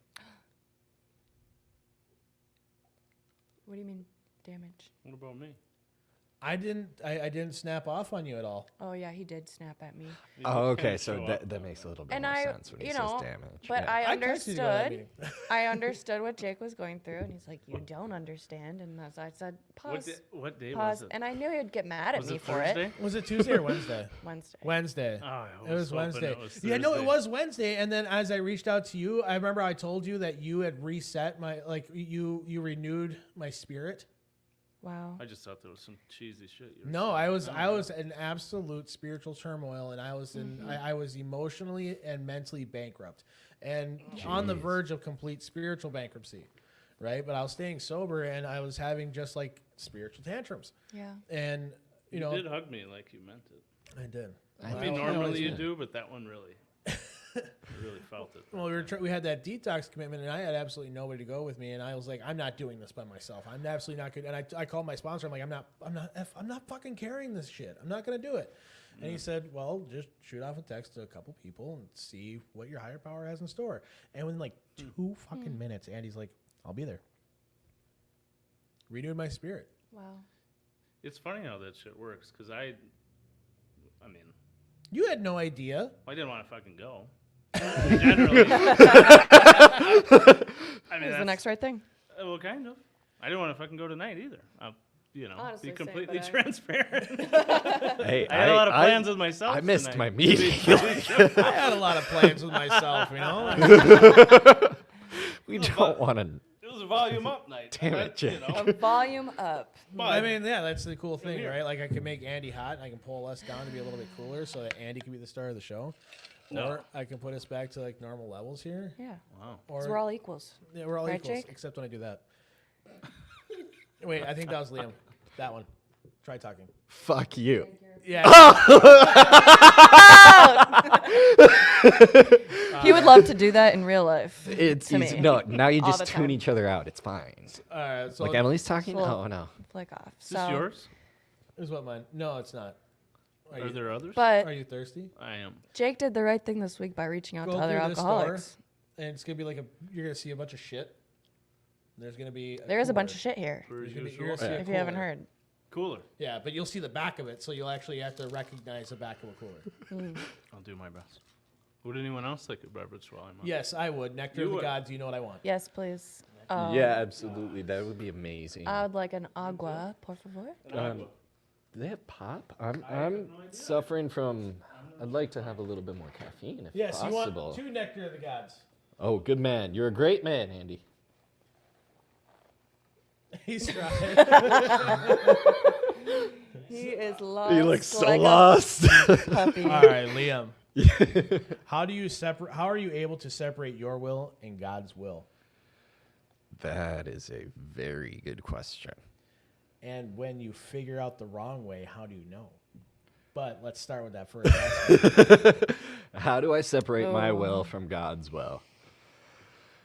Jake, you know me well enough where I consistently have issues with that, right? I have a tendency to still do what I want to and delude myself into believing that it can be God's will.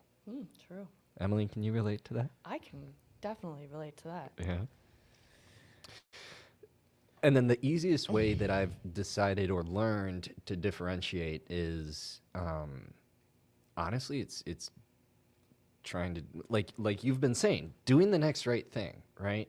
It sounds cliche, but It's it so cliche, works. and there's so many things that are so stupidly cliche. Let go and let God. Yeah, screw that. I hate you those have words, to. but it's true. Yeah. It's true. It's the most ridiculous thing, and they're so cliche, but you gotta remember, they're cliche for a fucking reason, Yeah. which doesn't make it any better. And But it's because you remember it when you're in those Yes. dark times and you can't think of anything else, and it's just like those stupid but meaningful phrases. Look at him. He figured it Wow. out. oh my look at God, you are an those. amazing human. That's a lot of beverage. Thank you so much. Lots of liquids there. Pepsi?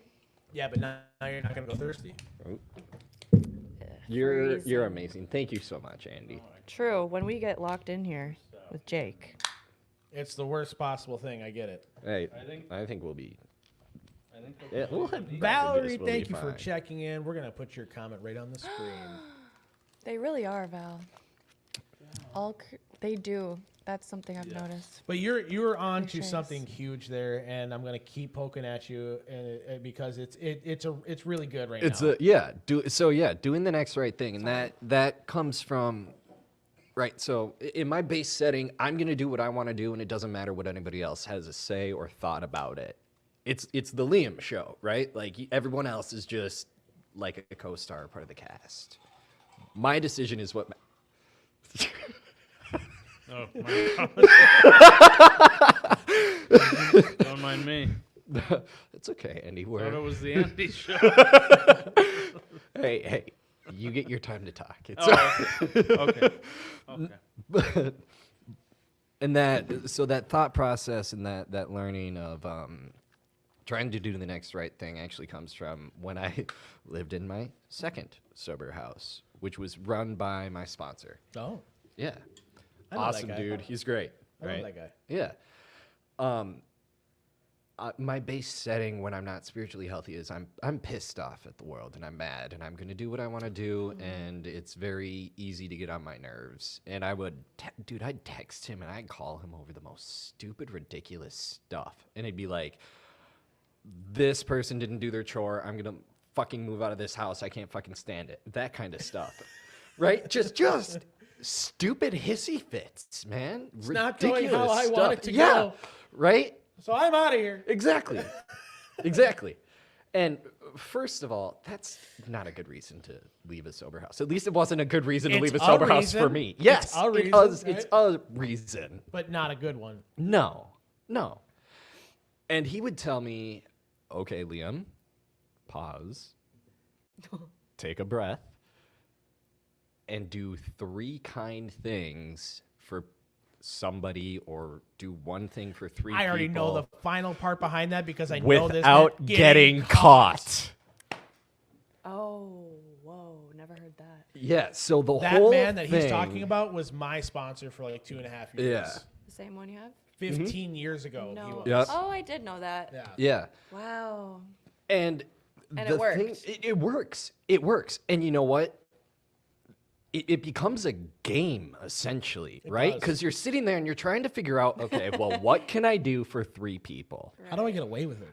And there it is. Because he'd go, the second that somebody saw you or if you took credit for it, it doesn't count. It's like, Reset. exactly. And what would happen was I would be so wrapped up in trying to do something for somebody else, not thinking about myself, not being engrossed in those emotions and that selfishness, that I'd forget about whatever was going on. Almost like Liam's will kind of just started Dissipates. Yeah. Yeah, I distance myself from that self-centered, egotistical aspect of me. And that's, I mean, if you want to talk about the base aspect of the program, in my belief, it comes down to not only sponsorship and all that kind of stuff, but it's fellowship, unity, and service. It's helping other people. That's what my it boils 100%. down to that for me completely. I have personally found 9 different places in the Big Book Alcohol, the Big Book of Alcoholics Anonymous, where it essentially tells us that our whole job is to stop being selfish and help somebody else. And back then when they talk about, because in the traditions when they talk about anonymity is the spiritual foundation. That's what it was brought up why you do it and don't get caught. Mm-hmm. It's the spiritual foundation. Anonymity, don't get caught doing it. So when the anonymity part, when I think of that, I just think, oh, it's Alcoholics Anonymous, don't share stuff. But yes, it can be totally put into this aspect of, not being selfish for others. Yeah. Being Principles anonymous. before personality. Yeah. Yes. Like, okay, I so love that. you hold open a door for someone, right? They say thank you. How do you feel about that? It makes me feel good they acknowledged it. See, it's like, thank you. Yes, I went out of my way to do something But nice for that- you. And you acknowledged it. So sweet. I'll tell you what, the awesome aspect of like, I did other people's chores at the house, which I absolutely hated doing.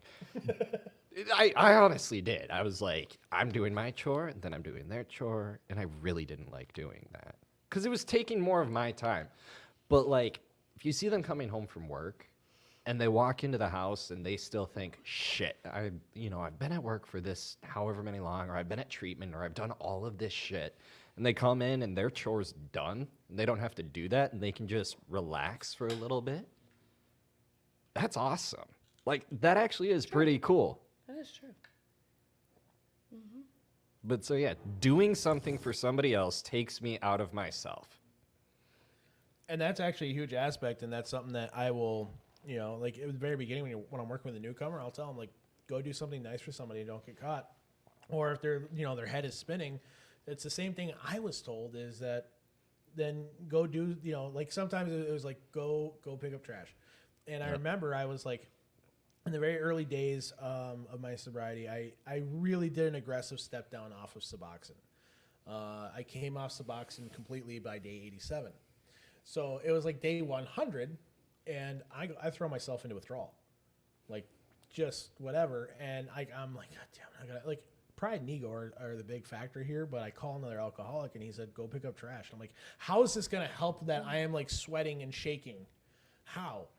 He said, when it happened to me, that's what I did. So somebody else that had experienced that, I'm like, all right, well, then you know what this is like. So I went and tried it, and then, hey, I'm no longer obsessed with the fact that, like, I don't feel normal. Mm-hmm. You know, I feel sweaty but cold, a little shaky, and you know, You look gross. and I looked gross. I did. I was 50 pounds lighter though. I didn't know that. Yeah, I think I came in. Well, I mean, I gained 50 pounds, but I also brought it back down. So I was about 25 pounds lighter at the time, compared to what I am now, right? But you know, that was a big aspect, and you know, the whole, like, the way that you were describing it, you know, it's huge, because it does talk about in the book about how the proper exercise of your will, you know, it can line up with God's. And I have found, you know, like the easiest example I have is, like, I like to play video games. I want to be at home playing video games. That was my plan for That, tonight. right? Like, I Wednesday. don't entirely like to, you know, be at a detox till 9 o'clock at night, or, you know, whatever else till 10:30. Like it, but I am afterwards. I'm like, yeah, that was fun. I enjoyed that. But before it happens, I'm like, I'd rather be like Liam's talking about, you know, the Jake show. I'd rather do this, and I could justify it somehow being God's will. It's because, well, if I go in there angry, I'm going to cause damage. So it'd be God's will that I don't hurt anybody, right? I can figure out a way to justify this and fuck it up in my own head. But when I find out, if I try to stay home and play those video games, then either I might have network issues, none of my friends get online, or there's server issues where it's like anytime I try to do something that I want to do in the game, like, it just keeps popping me out. It's weird how that happens, because now it was an improper use of my will. And now I just wasted the night. But if I go to that meeting that I said I'd be at, or if I show up to the podcast like I said I would, or go to the detox, whatever it might be, if I get home and I'm like, I'm going to play some video games now, everything works just fine. Right? It all works out. And, like, that's the proper use of my will. I did the next right thing first. Like Liam was talking about, the next right thing in front of me. Well, if I'm sitting here and I'm going, I don't want to go down to the detox and bring a meeting down there on Wednesday night, what's the next right thing in front of me? It's to go. Yep. Right? It's not to have my temper tantrum and play video games and you know, say screw everybody else. Like, I'm not doing this because you're not doing this. That's the wrong way to go about it. God must really love you. I've never had server issues. For hanging out by myself like that. I get little nudges, and if I ignore little nudges, I get spiritual woodshed. This is random, but Val should be here. She just about melts my mind every time I hear her share Right? nowadays. Yeah. Valerie is a special soul. My She is fucking with her brain kids was tonight. leaking out of my ear hole at the last meeting we were at together. Ear hole. Your ear hole. Yeah. What do you call it? Orifice. That Yeah, sounds but that solid. could be multiple different things. Yeah, you figure it out. I don't want to. You wouldn't say. Oh, You've never said that's that. just Ear between you orifice? two, You so. don't say that. False. Wait, who to? Use guys. No. Use guys. You guys. Them too. Yes, those two. Emily, Jacob. is there some? Well, no, I don't want to play that one. Ooh. What? Well, you know, it's just, you know, sometimes you got to fill airtime. Liam, what is this pause in the moment brought to us by? I'm still stuck on You're pizza, just supposed to make man. something up. American Pie Pizza. Wait, I have questions about that now. Like, which American Pie? Are we I talking don't know, like it's right the there. movie? No, American Pie Pizza. That's where our pizza was from tonight. and Oh I yeah, it is. And you know, before this, I had some on my face, so saved it for later. I had Chipotle Even good after the earlier fact? tonight. Even good after. Wow. Yeah. That's good pie. So, Emily, really a good little 11-step review for you on the week. Were you resentful, selfish, dishonest, or afraid this week? Very. Are you able to share it with us? If I can think of it. Are you willing to share? I it am with willing us? to share. Yes. I feel like I have been resentful at myself for. That's remorse. But yes, Oh. it works. Thank you for the correction. More. Okay. No, it's part of your fourth step. It's part of the resentments. Right. But it clarifies. Sometimes it's remorse, and it's ourselves that we're sore at. Yes. Yeah, I've definitely. Let's see. This week, I carry a lot of fear. Oh. I do. Fear is one of my biggest character defects. Yeah. So. Well, what are one of these fears that creeped up? What does it cause you to do? Fear causes me to shut down completely. What is the fear? The fear is, it's fear of not being good enough, fear of someone not liking me, fear of doing bad at my job, or I don't know. Sounds like this should be classified as stealing. Mm-hmm. That's a big book reference. Sorry. Can't think of that right now. Yeah, but so then I shut down and I avoid things, and then I'll never know whether I never give myself the opportunity to find out, like, to succeed, and my higher power wants me to succeed, so I'm avoiding the next right thing in front of me if I'm fearful. So what did fear cause you to do this week?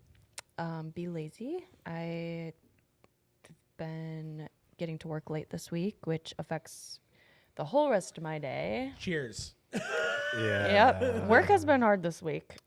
Fear has. Oh man, it takes over my dreams. I am afraid of a few people right now. Of some amends that I need to make, and I'm not ready yet. Have you prayed to be ready? I have, in a way. I think I need to focus on it better because the fear creeps in, and then the obsession does too. And I pray to remove the obsession because I don't think that now is the right time to make the amend. I think I at least want to wait till my sponsor gets home so I can talk about it with her before that happens. Is there a part of you that doesn't want to make the amends right now? Yes, because I'm scared that I'm going to get yelled at, and then I've already lost a friendship that, did not serve me well and was all based on fear. I've been scared of this person because they control me, and so yeah, but I still need to make an amend to her, and I'm scared for that result. Even though I'm gonna lose her anyways, not lose her, just kind of move on, I'm grateful for our friendship that we had, and I'm also ready to leave it in the past because it took too much of me, too much negative energy out of me. There was a practice that I had in the beginning. It was because there was one that was like, I'm willing, but I don't want to. I'm not ready, and it was almost and the prayer was to pray to want to make it. Like, I'm not praying that I suddenly go make it or give me the courage to do this. I'm just praying to want to do this because I wasn't even at that point yet. Yeah. And eventually it started to work and I was ready. And then like before I even got there and made that amends, I think it's like on 562. It's, something about resentment and somebody that, that I still had resentment towards this person. And when I had to go make the amends, and before I did it, I read that part and started praying for this person to have everything that I wanted. which that was tough in the first 2 or 3 days, right? Like if I am just super resentful at Andy, and I'm not. I absolutely love Andy, but I feel that Can you prove it? 100%. in front of all these people. Yeah. All these people. Can you perform like that? I don't think you can. It's been a while since I performed on camera. I don't think you can. But if I'm sitting here and I have this resentment towards Andy, and I just don't even have the desire to approach him, but I know I need to do it for my recovery aspect. Like that's the only thing driving it. But if I start praying to say, like, I want Andy to have peace and joy and happiness. I want him to have the house that I want. I want him to have the relationship that I want. I want him to have the job that I want. Like, I started praying for this person to have everything that I actually wanted. But shouldn't you pray that he has what he wants? It was an aspect of, like, because that also controlled the jealousy part, right? Like, if I start sitting here and I'm praying that you get the things that I want, and they start coming true for them, or in any aspect, but by the third day or fourth day I started meaning it. Yeah. I started to actually feel it and mean it. Isn't that weird? Then when That's I so- realized that I felt it and I meant it, I had a much softer approach, and I thought at that moment I was absolutely ready and I wanted to rush out and do it, but then it was let's see if it can last, give it 3 days, see if it sticks. Because that pillow comment that you made earlier, I say it all the time. I can walk into these rooms and I can hear something, I can learn something, and I'll hang on to it until I get home and go to bed.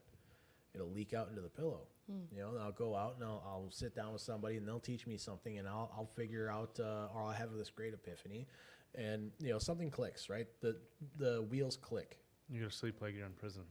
Then you don't lose it on your back. Oh, that's It comes out of your ear hole. The memories. the memories. Yeah. Oh my Well, that's why I say I got the smartest pillow in the world at home.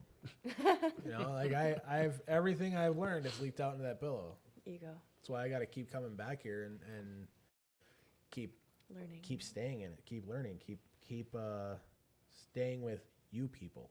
You people. You people.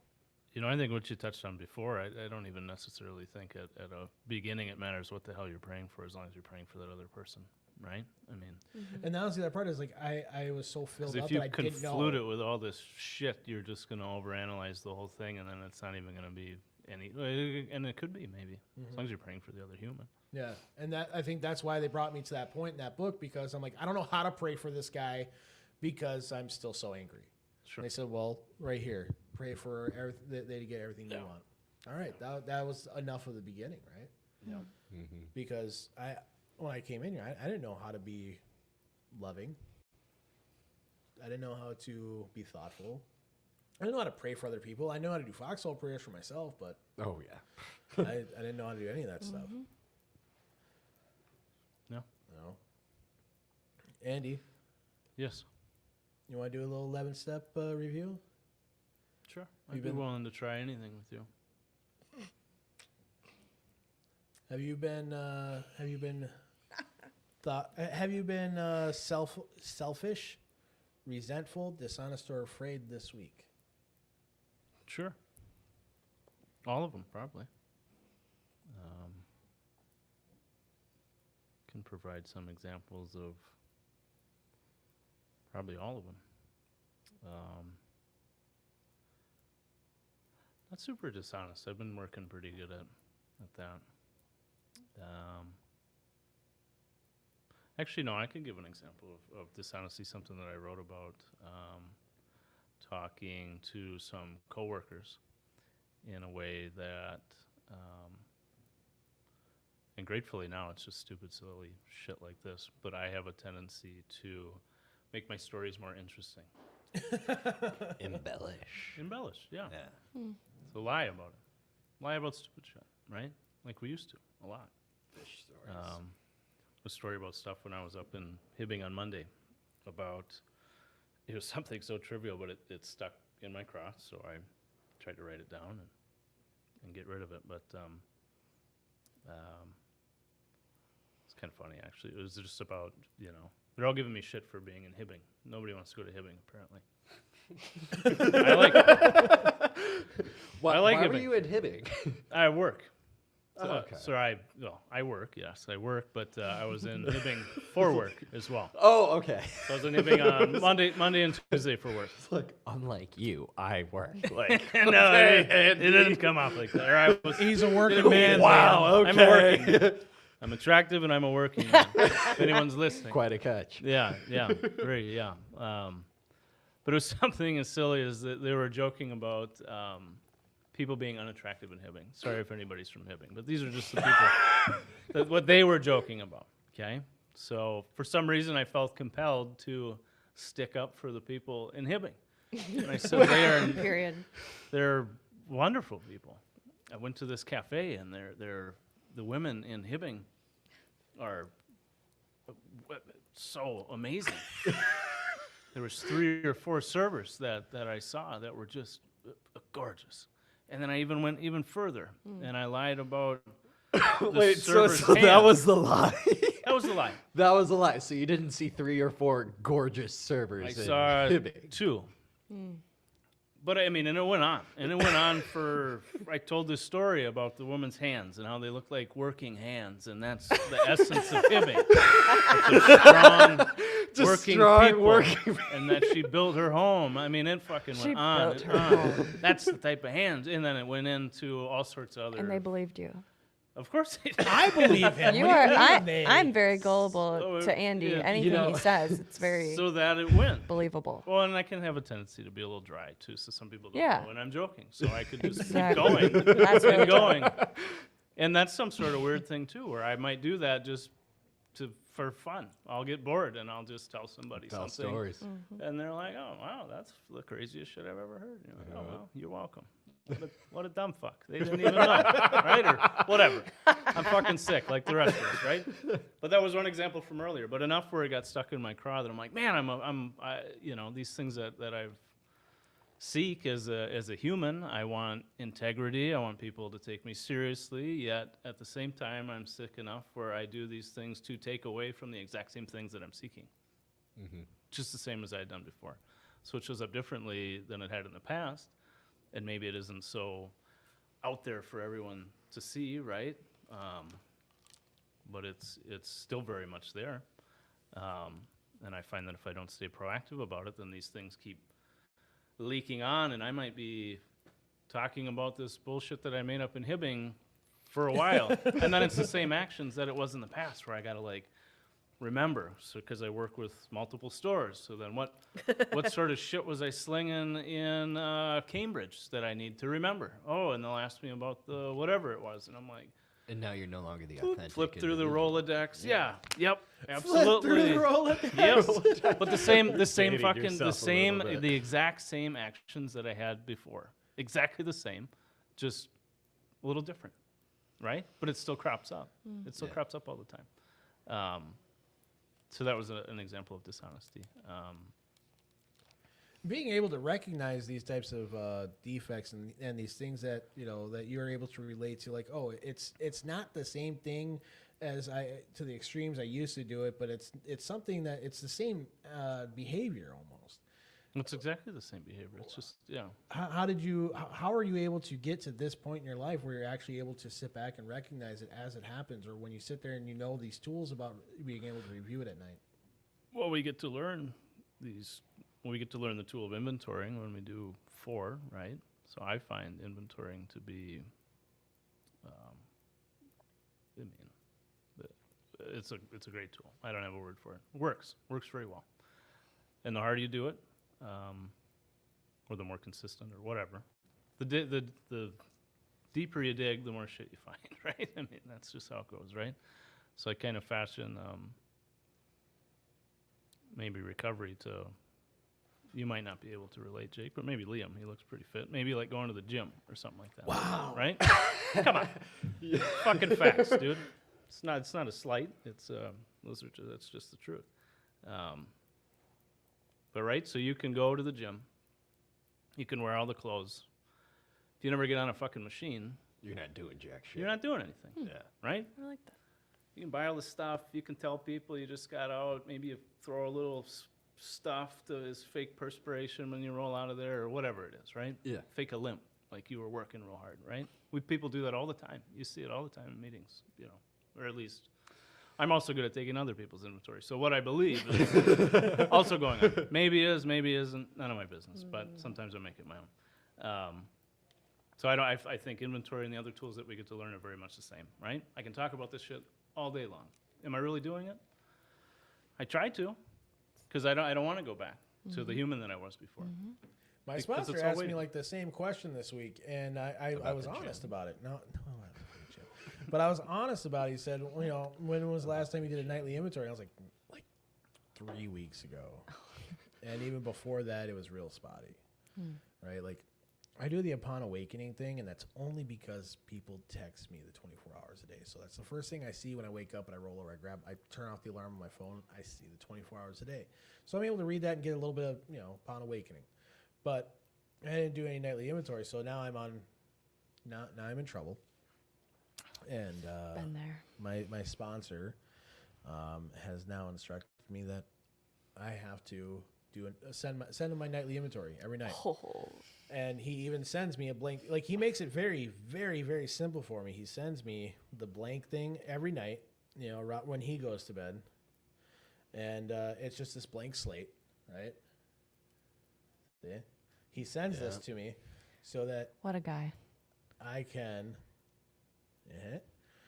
And it just starts off. Was I resentful, selfish, dishonest, or afraid? And he leaves blank spots so I can fill it in. You don't even put it on a piece of paper with a pen? Well, I have to send him my inventory. You know, Well, it's then take a picture of 2024. it. Take a picture of it. It's 2024. It's way Just better. because it's You can do it on your 2024 doesn't phone. mean. I'm kidding. I love You know what, writing my- on you know paper. what, Yeah, like I do. I The could I'll- fact I'll is that write I'm doing that it again, stuff. okay? Good I'll job. write it. Can you send Hey. that to me, please? Yeah, could you send that to me as well? You know, I inventory every night, or Yeah. try to. Yeah. For the same reason that you're doing that. But I was told that I had to use pen and paper, You know, I was. and then I just sent a Yeah. picture of it, Oh. and it was really fun when a big group of us were going through the steps together, and then we all sent, so you got to see everybody. That could was pretty go fun. south. That was pretty fun. Did you when you saw everybody's and it was a bunch of you? Did you ever withhold anything a little bit, or were you Not just me. full blown on it? I I feel like like I'd be like, to I can't- share I can't everything. let I'd Andy be read this yeah, part of it. honestly. But There are aspects like I'm sure some Yeah. people did. I did not. I kind of also like to poke and jab at people, so I had no problem. Like, some You're, like, people were writing mad it at on. this person in the group. Just So I would write down however it felt, and a lot of the time the people that I was coming up with, they were not.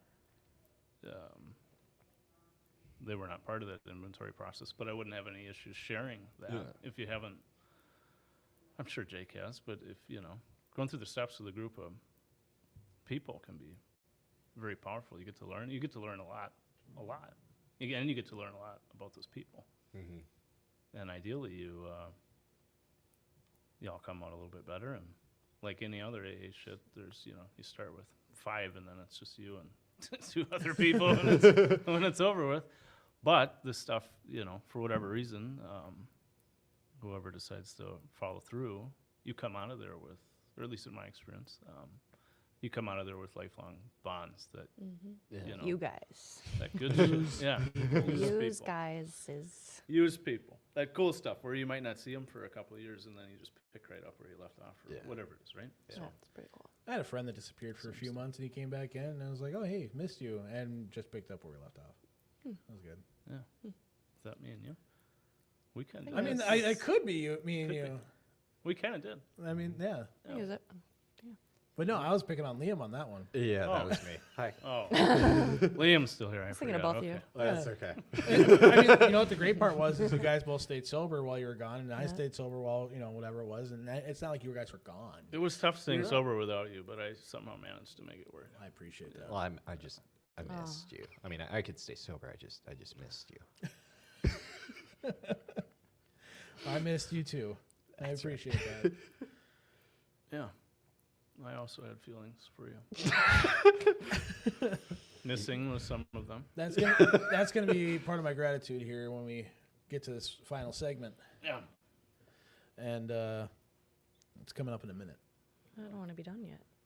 Yeah, I have fun doing this stuff, talking about this. This is entertaining. I feel like it was a really good show. Yeah. I feel like it was a really good show. Honestly. I don't know what to compare it to, but this is pretty good. I mean, like I haven't had this kind of like I've had probably 3 shows where I'm like, God, that was so good.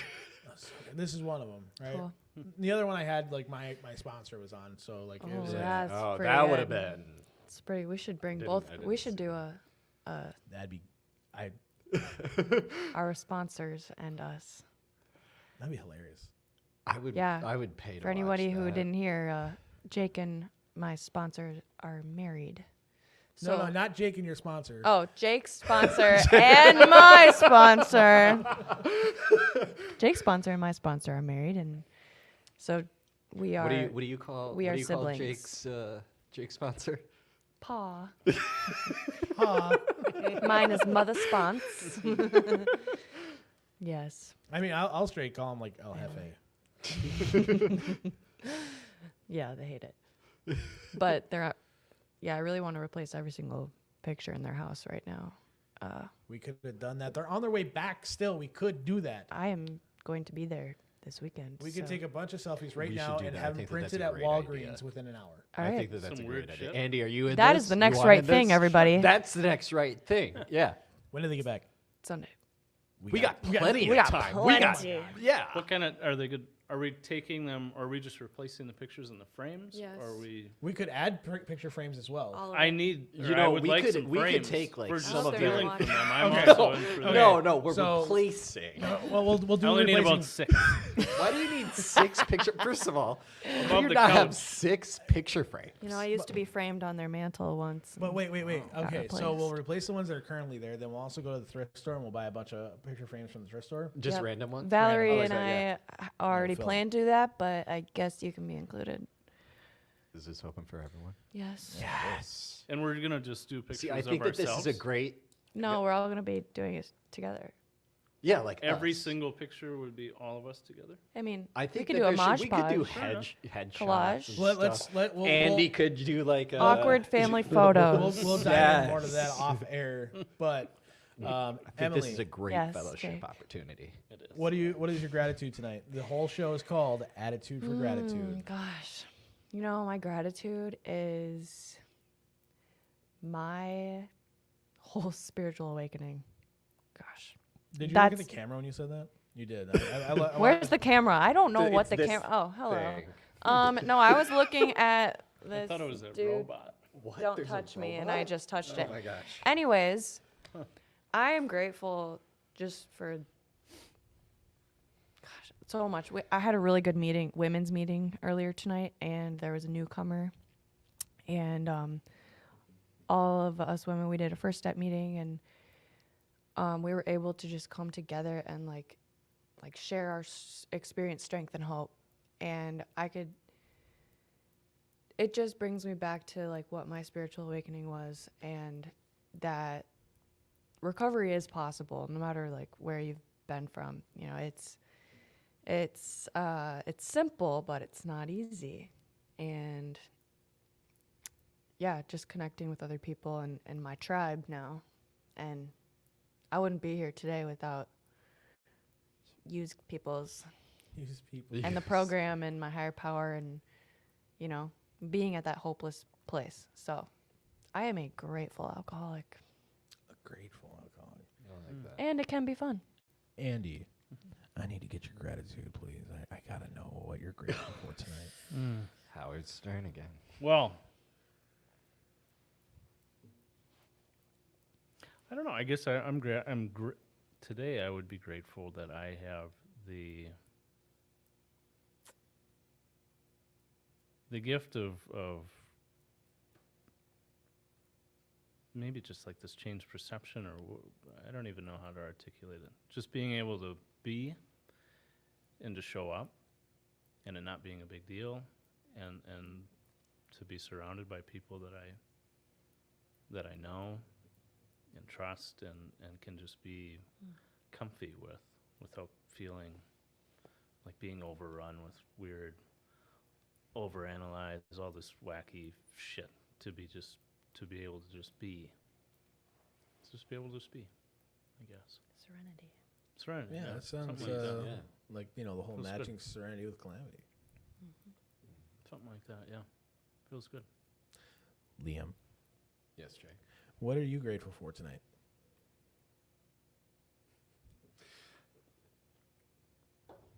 Let's see.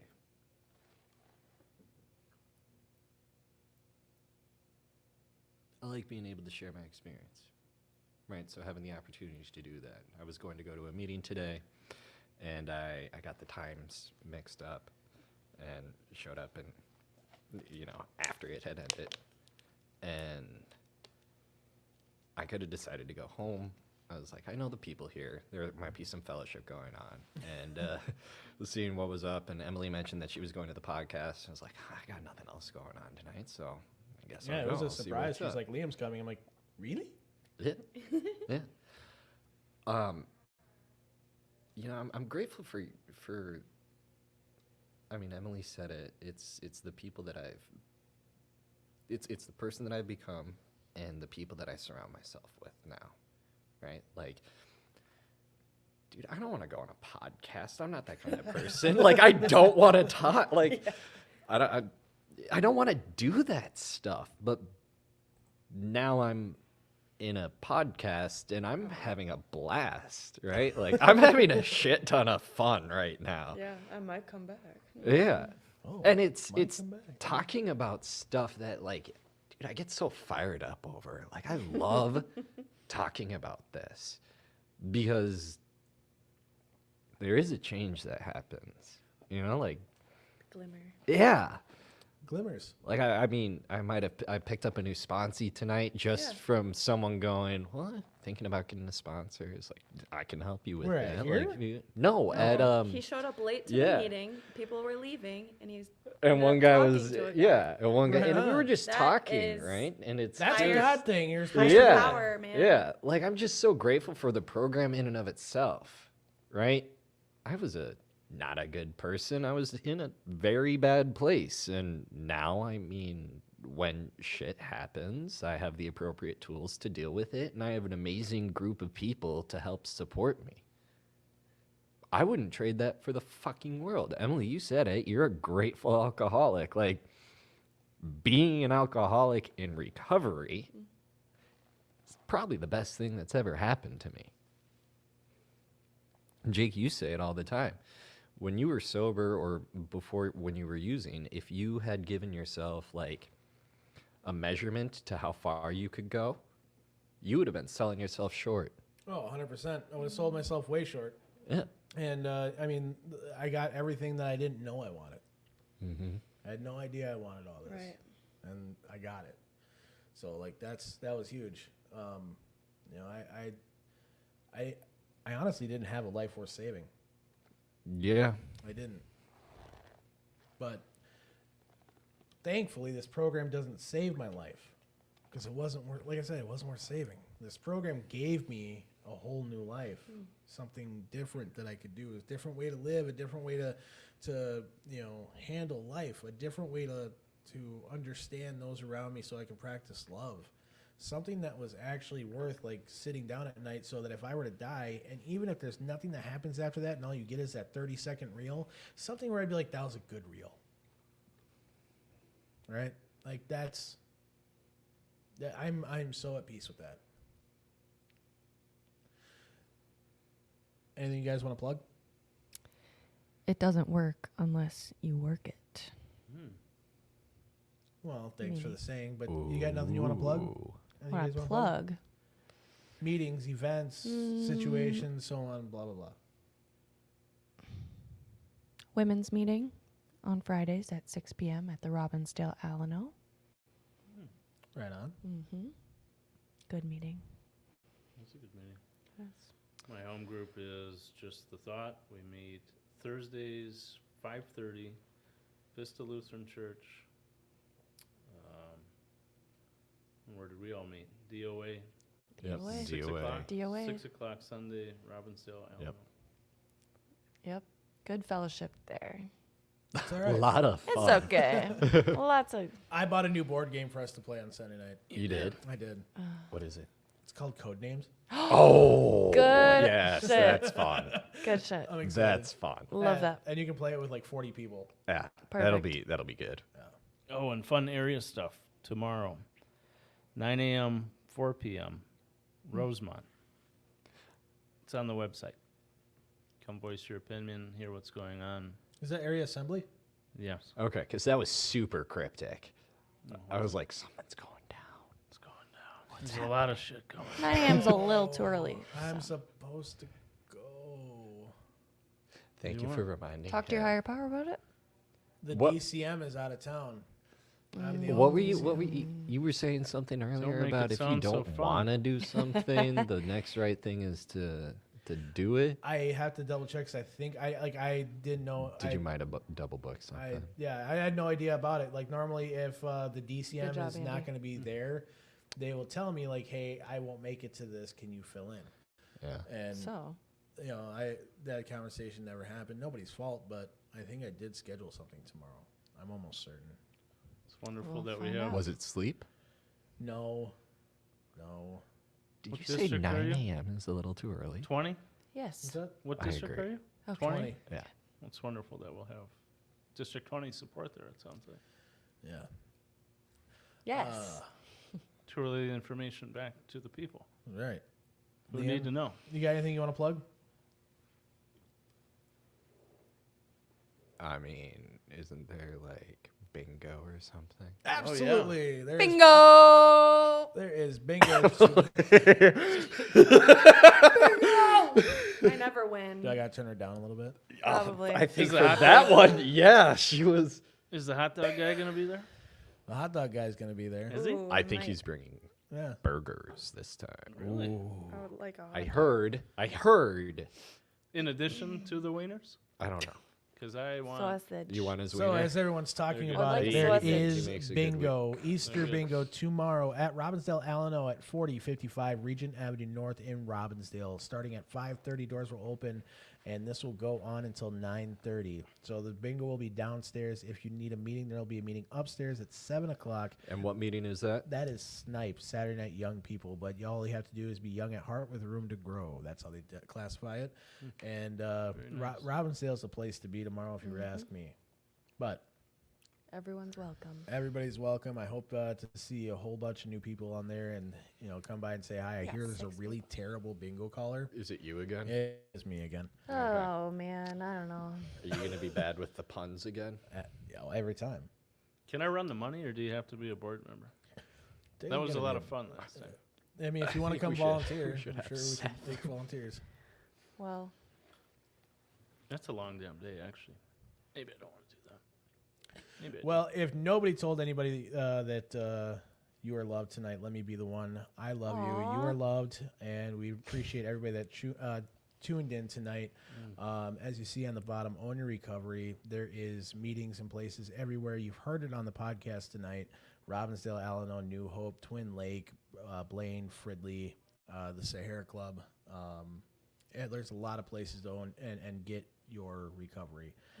We'll work for recovery down here at 2520 North 2nd Street in Minneapolis. There is the intergroup number scrolling down there, and if you have mental health concerns, please pick up the phone, dial 988. That is also down there at the bottom of your screen. You're worthy of this life, and the people around you love you. And we hope to see you again next week. Until next week, please take care and love somebody else. Goodbye. Goodbye.